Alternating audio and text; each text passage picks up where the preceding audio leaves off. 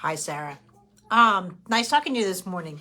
Listen, the comments weren't horrible as far as they're getting me. It's a heavy head. However, in your case, not entirely correct because something's going on with your child's spine that is throwing off the spine, synchronizing the movements. People don't realize that the first movements that it sets up is like a spinal sway, and he's kind of like bucking. And let me explain it for lack of layman's terms. I'm a really visual person, so sometimes I use sort of a corny language, but it's what I think of. First of all, one of the big warning signs that they don't like is that his head already can separate from the actions, right?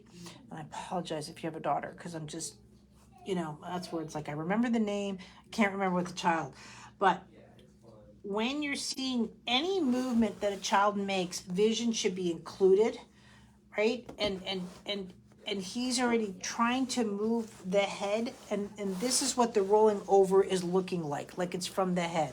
And that's not what rolling over happens. And you can see it too where it's kind of like I'm getting my feet and this, but there's something going on right here in the back. So now if you do the newborn movement assessment, you'll see where the rotation is off. The rotation wants to go in two separate directions. And so he wants to move, but he can't because he's just again, it's not giving synchronization. When you have ease of movement, that's what gives you stamina and strength. People think stamina is muscle. No, it's not. It's ease.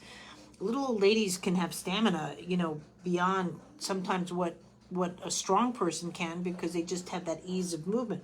So that's what you want to work on is those spinal movements. Honestly, I would start with the tummy time course, but honestly, if you're going to do tummy time and then probably right into rolling over, the tummy time won't take you long, but it'll give you that spinal necessities that are there. And going into the rolling over, I would say bop into. You don't have to stay there long, the baby support program, because it'll give you a couple of those that you can work with, especially going into the pubic bone strike. But otherwise, just those are the courses that you need to start working with that. And that's what's going on.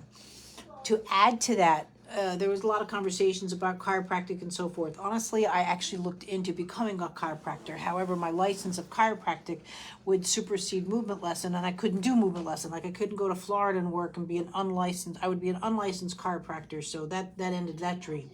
And so if it's done right, I'm a huge fan. However, just because a child's adjusted doesn't mean you now have functional movement.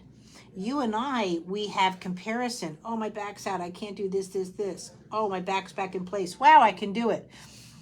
I still would love to work with you after an adult adjustment. However, but for babies, just because you adjust them, so you might get the release or whatever connotations people are talking about, that doesn't mean you suddenly then have functional movement.